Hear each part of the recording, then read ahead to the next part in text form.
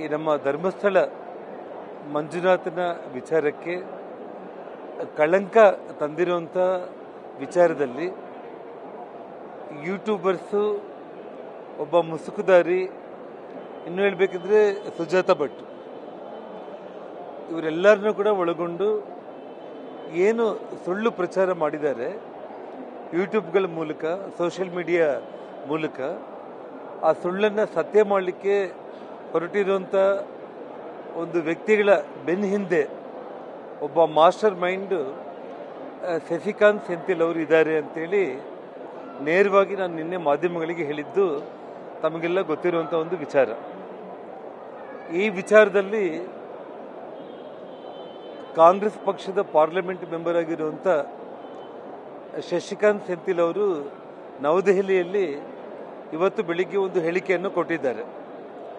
ಆ ಹೇಳಿಕೆ ವಿಚಾರ ಏನು ಅಂತಂದರೆ, ಬಳ್ಳಾರಿಯಲ್ಲಿ ನಾನು ಅಸಿಸ್ಟೆಂಟ್ ಕಮಿಷನರ್ ಆಗಿ ಕೆಲಸ ಮಾಡೋ ಸಂದರ್ಭದಲ್ಲಿ ಜನಾರ್ದನ್ ರೆಡ್ಡಿ ಅವರಿಗೆ ಸಂಬಂಧಪಟ್ಟ ಕೆಲವೊಂದು ಪ್ರಕರಣಗಳಿಗೆ ರೆಕಾರ್ಡ್ಸನ್ನು ನಾನು ಕೊಟ್ಟಿದ್ದು, ಅದಕ್ಕೆ ಬೆಂಬಲವಾಗಿ ನಾನೇನು ಗೆಲ್ಲಕ್ಕೆ ಕೇವಲ ಆ ಒಂದು ವಿಚಾರದಲ್ಲಿ ಅದಕ್ಕೆ ವಿರೋಧವಾಗಿ ನನ್ನ ಹೆಸರು ಅನಾವಶ್ಯಕವಾಗಿ ತಗೊಂಡಿದ್ದಾರೆ, ಬೇಸ್ಲೆಸ್ ಅಲಿಗೇಷನ್ಸ್ ಎಲ್ಲ ಮಾಡಿದ್ದಾರೆ ಅಂತೇಳಿ ಅವರು ಹೇಳಿರುವಂಥದ್ದು.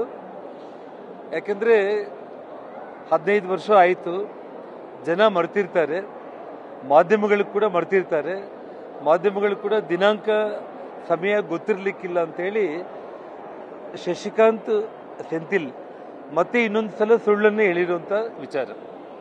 ಯಾಕೆಂತಂದರೆ ನಾನಲ್ಲಿ ಸಚಿವನಾಗಿ ಕೆಲಸ ಮಾಡೋ ಸಂದರ್ಭದಲ್ಲಾಗಲಿ ಮತ್ತು ನನ್ನ ಮೇಲೆ CBI ಪ್ರಕರಣಗಳಾಗಿರುವಂಥ ಸಂದರ್ಭದಲ್ಲಾಗಲಿ ಈ ಶಶಿಕಾಂತ್ ಸೆಂಥಿಲ್ ಅನ್ನೋನು ಅಲ್ಲಿ AC ಆಗಿ ಕೆಲಸನೇ ಮಾಡಿಲ್ಲ.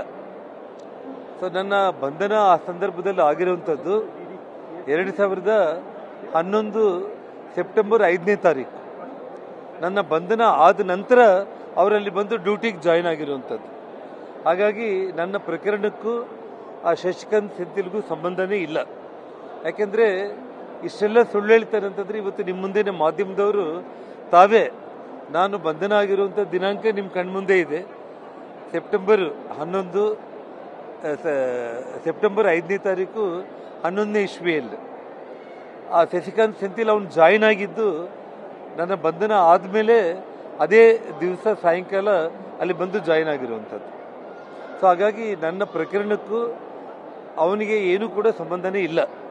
ಅಂದರೆ ಇಷ್ಟು ಸುಳ್ಳು ಹೇಳಿದ್ದಾನಂತಂದರೆ ಇವತ್ತು ಧರ್ಮಸ್ಥಳ ಪ್ರಕರಣದಲ್ಲಿ ಕೂಡ ಈ ಮಾಸ್ಟರ್ ಮೈಂಡ್ ಆಗಿ ಶಶಿಕಾಂತ್ ಸೆಂಥಿಲೇ ಇವತ್ತು ಧರ್ಮಸ್ಥಳ ಅಪಪ್ರಚಾರಕ್ಕೆ ಕಾರಣ. ಮಂಗಳೂರು ಜಿಲ್ಲಾಧಿಕಾರಿಯಾಗಿರುವಂಥ ಸಂದರ್ಭದಲ್ಲೇ ಇದಕ್ಕೆಲ್ಲ ಕೂಡ ಪ್ಲ್ಯಾನ್ ಮಾಡ್ಕೊಂಡಿದ್ದಾರೆ. ಅಂದರೆ ಹಿಂದೂ ವಿರೋಧಿ ಅವನು.